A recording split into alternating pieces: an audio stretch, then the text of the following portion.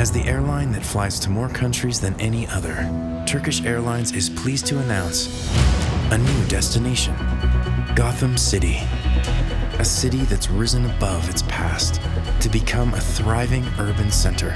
Thanks to a significant grant from my company, Wayne Enterprises, Gotham is being restored to its former glory. From the legendary Gotham Opera House to the nightlife of the new Bowery, take a trip to a city that never stops.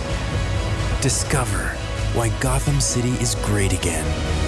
And who knows, you may even catch a glimpse of a local celebrity. There's never been a better time to visit our great city. So book your flight now on Turkish Airlines.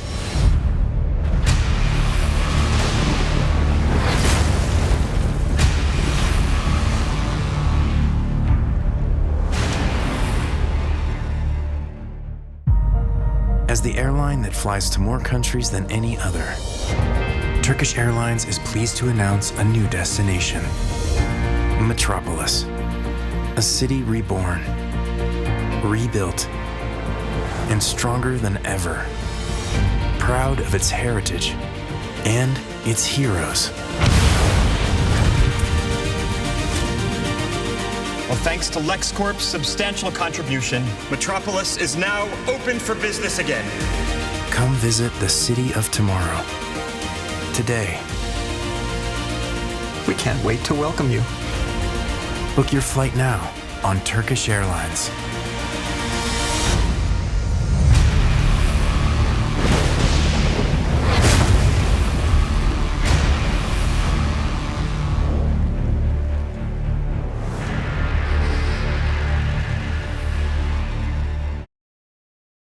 Hey YouTubers, it's Charlie. So Zack Snyder dropped a couple new clips from Batman v Superman. They do quite a bit of world building, even though it just seems like a normal ad. Most of you probably picked up on this, but a couple of the places, the locations in Gotham and Metropolis that they showed, very important. The Gotham ones were a little bit more fun for me. The historic Gotham Opera House, that's where Bruce Wayne's parents died. The Ace Chemicals plant, that's where the Joker was created. I'm actually even wondering if that's in the Suicide Squad trailer where he has Harley here.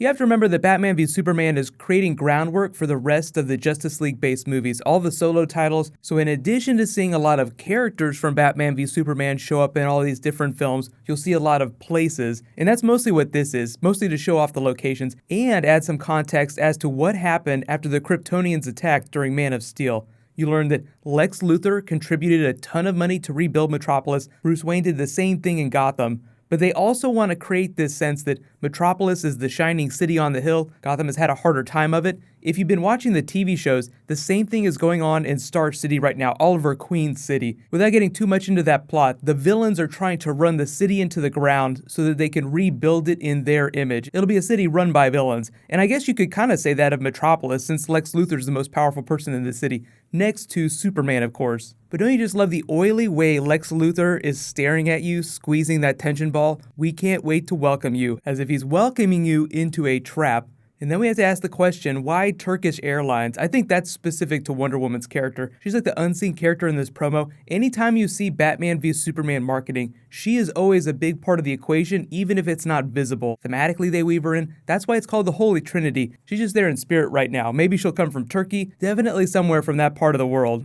In the literal sense, you have this Batman versus Superman rivalry that starts the film off. It looks like this scene at the end of both of these clips is at the midway point between Metropolis and Gotham, like they're meeting each other at the borderline of both of their cities. And yeah, at Comic-Con, Zack Snyder did say that he was breaking the rule by putting Metropolis and Gotham on both sides of a bay, like Oakland and San Francisco. That's what, like San Francisco is like the really expensive city to live in. It's a lot nicer than Oakland. Oakland's fallen on hard times. Economically, it's not doing so great. So that's the characterization that he wanted to bring to both of those cities. But the cities have actually been next to each other in the comics before. It just depends on which comic you're reading. So it seems like if Gotham is the Oakland in this situation, then the destruction of Man of Steel, like the need to rebuild, reinvigorated Bruce's desire to bring Gotham to the level of Metropolis, or the drive to get rid of that perceived inequality between both cities.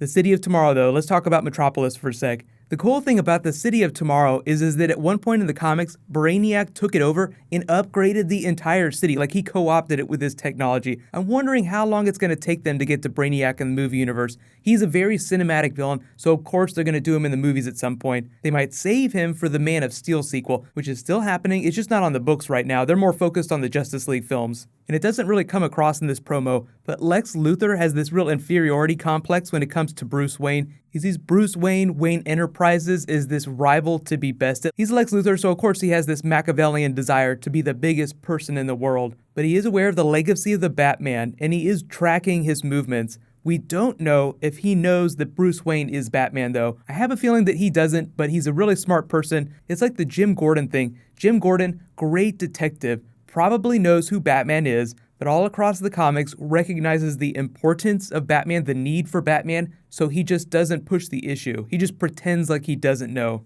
So let me know what you think about all the locations in this movie, and if we'll be seeing them in the Suicide Squad movie, like Ace Chemicals. You have to do that in the Suicide Squad movie if you're going to be doing Joker and Harley Quinn. But I also really just love some of this Gotham architecture. Like, look at this gargoyle here. Yeah, Batman probably going to be perched on that at some point in the movie. So in related news, there's still a little bit of Super Bowl stuff that I need to get through. I kind of want to do a Ninja Turtles video just because they're doing Technodrome, they're doing Krang. It just makes me feel like I'm 8 years old again watching Saturday morning cartoons. But I almost forgot, in related DC news, they're doing Killer Frost and Deathstorm this week on The Flash. So if you watch any DC shows, be sure to watch The Flash tomorrow night. Everything else is going to be great too. It's going to be a lot of fun. It's just that they teased Killer Frost last year, and we've been waiting this whole time to see her come on screen. So while you guys wait for my next video to post, you can click here for my Captain America Civil War Super Bowl trailer, and you can click here for my X-Men Apocalypse Super Bowl trailer. Thank you so much for watching, everybody. Let's high five. I'll see you guys tonight.